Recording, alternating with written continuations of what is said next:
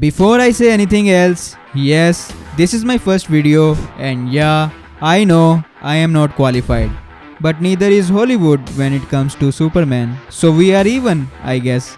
Superman is the father of all superheroes. So why is it that audiences leave the theater smiling after watching the new Superman, while Zack Snyder's Man of Steel left so many people confused and divided? The two characters are more similar than you might think. Both are aliens raised by farmers in Kansas who came to Earth to help humanity. As adults, they reveal themselves as superpowered beings who defend the planet in a caped suit. Before we talk about the future of Superman, we need to talk about the one variant that split the fandom in half. The one that still sparks debates 10 years later. The one who divided the internet while the other is already beloved. Right now, there are countless memes with millions of views roasting Henry Cavill's Superman, saying he had rather farm aura than save people, or that he strike heroic poses after deliberately letting the property of hundreds be destroyed. Why did this movie hit people so hard? Because this wasn't just a superhero movie, it was sci-fi, it was myth, it was disaster cinema, it was guy with the power of sun raised by a farmer trying not to lose his mind in a world that think he is either a god or a bomb. Today we are going to investigate how much truth there is to all this from the most impartial standpoint possible. But first, why are these two Supermen so different? There are 4 reasons that explain it. Don't forget to subscribe to my YouTube channel for more this kind of videos. Hold up, do you want to get Server Boost for almost 95% off? Not only Server Boost, my website also sells Nitro. You can get 14 one-month Server Boost for as low as $6. This will give your server level 3. This is my store, so I give 100% guarantee about this to work. I also have people vouching in my server, so what are you thinking about? Buy Server Boosts and Nitro for the cheapest rates. First, Zack Snyder wanted to create a world that was as realistic and dark as possible, even when dealing with the superheroes, to set himself apart from the competition, and he succeeded, just not in the way anyone expected. Christopher Nolan, the director of the Dark Knight trilogy, was offered the chance to build an extended universe with his Batman, including a Superman film. Nolan turned it down and also refused to make a 4th Dark Knight movie, leaving Warner Bros. With no choice but to find someone else who would work with them. Given his good relationships with Warner at that time, Nolan helped with the production and writing of Man of Steel, but he recommended Snyder to direct the film. Snyder in turn was responsible for what many consider one of the best superhero castings in history, Henry Cavill. This gem. Everyone instantly loved Cavill. After all, he was the living embodiment of Superman. His imposing physique, a face that looked like it was carved by the gods, and his natural charisma made him the perfect choice. No one argued with the casting, the controversy would come later, thanks to the vision of the director and the studio. Zack Snyder's Superman, played by Henry Cavill, is shown as god-like figure who struggles to fit in with humanity. From the start of Man of Steel, he is portrayed as isolated, hiding who he really is from the world. His journey is about carrying the heavy burden of being the last of his kind and possibly the savior of another. It's an exploration of loneliness, the weight of his powers, and the challenge of understanding what it means to be human. The story focuses on Kal-El, the Kryptonian, learning to become Clark Kent, the human, but it's a melancholic and distant approach. This Superman is tragic, suffering for humanity but not really connecting with it, making it hard for many viewers to feel a personal connection with him. James Gunn's vision for Superman, played by David Cornswet, is a complete contrast to Zack Snyder's. Gunn has said his film will focus on Superman's duality but with an emphasis on his humanity. From the start, we will see Clark Kent already working at the Daily Planet, balancing his Kryptonian roots with his life as a young reporter. The key difference here is the Clark First philosophy. This Superman is not a god trying to be human. He is a regular man from Kansas, raised with kindness and empathy, who just happens to have god-like powers. The difference is crucial for connecting with the audience. While Cavill's Superman felt distant, grappling with the existential dilemmas, Cornswet's Superman promises to be more relatable, a friend, colleague, and the good guy who can also stop a train with his bare hands. Gunn's film will focus not on whether humanity will accept him, but how he uses his powers for good. With a moral compass rooted in his upbringing, this variant seeks warmth and closeness rather than an awe-inspiring god-like presence. At the core of this approach is hope, a feeling that many felt was missing in Snyder's darker version. Reason number 2. One of the most frequent criticisms of Zack Snyder's DC Universe was its dark, desaturated tone. To understand this choice, we must recall that Warner Bros. Was coming off the massive success of Christopher Nolan's The Dark Knight trilogy. These films redefine superhero cinema with a realistic, dark and mature approach. In an effort to replicate that success and distinguish itself from the colorful and optimistic Marvel Cinematic Universe, Warner decided its shared universe should follow a similar path. The result was a Superman who existed in a world devoid of vibrant colors, where his heroic actions were always overshadowed by tragedy and destruction. The color palette of Man of Steel and Batman v Superman was cold grey, symbolizing a cynical and distrustful world, unsure of how to react to an all-powerful being. James Gunn, however, understands that for Superman to resonate today, he does not need to be modernized through cynicism.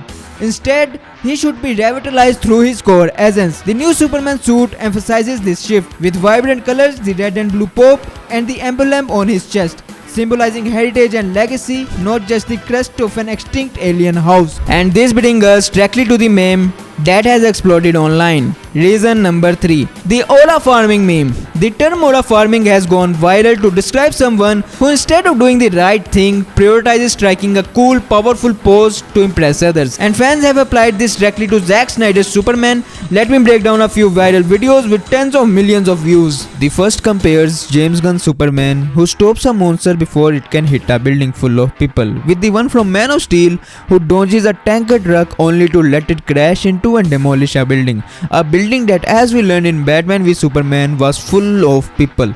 Although the name simplifies the scene in the film, Clark is barely in control of his powers. It perfectly captures the public perception, a Superman who does not prioritize civilian safety and cause massive destruction. The second video is brutal. It directly connects fiction's best dad, Jonathan Kent, advising young Clark, maybe you should have let them drown, about a school bus that crashed into a river. If it were not for Clark revealing himself, everyone on that bus would have died. Following that same logic, Jonathan later chose to die rather than let his son reveal his powers to the world, even though Clark could have easily saved him. The meme argues that this aura farming attitude is a family trait. While a simplification, it points to one of the most controversial writing decisions in Snyder's film, a Jonathan Kent who instills fear and secrecy in his son, not responsibility. The third video is the most extreme and best defines the memes. It shows Gunn's Superman saving even a squirrel, while Snyder's is accused of letting a courthouse full of people die just to farm aura. The reality of that scene in Batman v Superman is that Superman had no way of knowing there was a bomb. However, the public perception is that this Superman always shows up after the catastrophe, posing heroically in the rubble instead of preventing it. Furthermore, later in Justice League, we see the same Superman is fast enough to perceive the Flash in motion, move at similar speeds, and even compete with him in a race. And he even takes him down quite easily. This inconsistency makes it hard to believe that Superman, seeing the explosion in slow motion, could not have saved at least one person.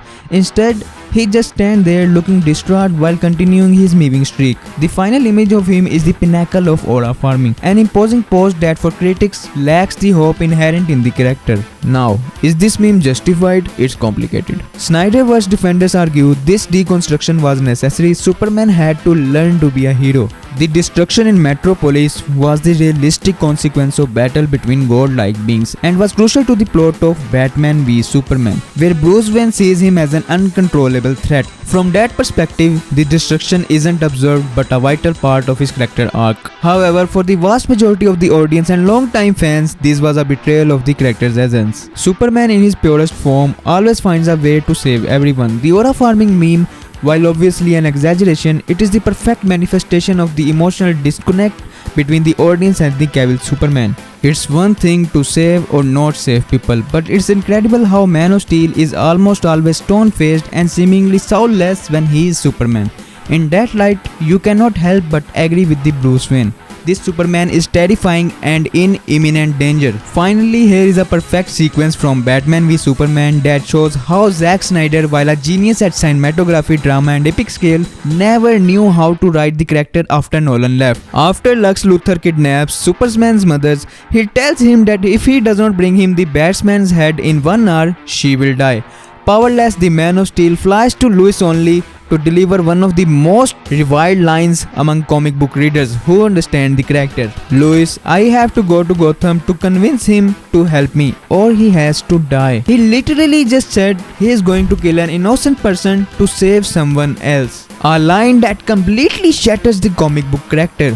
followed by this gem: no one stays good in this world. In that moment, he goes from a Superman who always tried to be better and inspired humanity toward a brighter tomorrow to a Superman who cannot handle the pressure when things get tough and decides maybe he has to be bad too. You might be thinking, well, if I had to choose between my mother and some nut in a bad suit, I had to do whatever it takes. I get that, but that's not the problem. Bruce, please.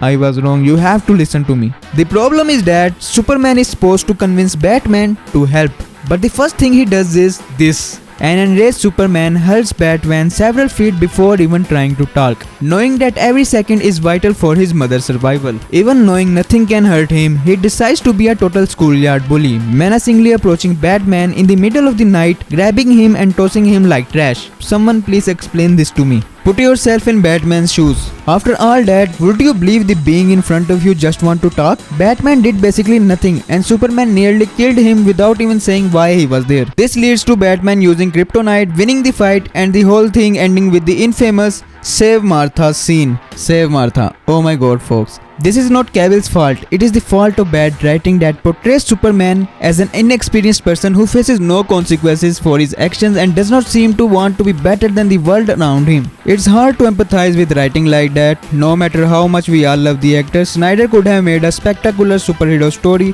if only its protagonist wasn't named Superman. Because unfortunately, he only has Superman's looks, not his hope. Finally, the fourth reason is that Superman has over 80 years of history with countless interpretations and each creator chooses which well to draw from. We had so many variants of him, it's starting to feel like Pokemon evolutions. We got Christopher Reeves, Tom Welling, Brendan Routh, Henry Cavill, Tyler Hoek, and now David Conswett. And the wild part is that they are all playing the same guy. Same name, same cape, but somehow they all feel like completely different species. Superman's been cheerful, he's been moody, he's been romantic, stoic, awkward, ripped, soft-spoken, and occasionally allergic to color grading. Henry Cavill's Superman was a great chance. He was the perfect actor for the role, but he got stuck in a story that, even though it was bold, did not connect with what people really wanted from Superman. The studio made poor choices, switched tone too often, and rushed to compete with Marvel, which caused confusion. This meant Henry's Superman never had the chance to be what he could have been. The jokes and memes about him are just a sign of a bigger problem,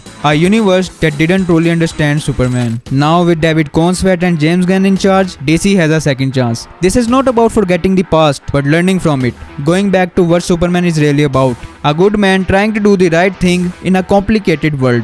Gunn is not fixing Superman, he is reminding us why we loved him in the first place. He is bringing back Superman's heart, his hope, and most importantly, his humanity. So while one variant left us with debates and jokes, the new variant promises something much stronger. The simple joy of believing that a man can fly again. Fans of Snyder's Superman often connect with his internal struggle, the burden of being different in a complex world, while some fans just admire Henry Cavill's aesthetic, his physique and stoic look, without delving into Superman's true character. Gunn's Superman, however, is about inspiring hope and staying grounded with humanity, representing the best parts of Superman that fans have missed for the past decade. Alright guys, thank you so much for the unimaginable support. See you in the next video. And don't forget to subscribe to my YouTube channel for more this kind of videos.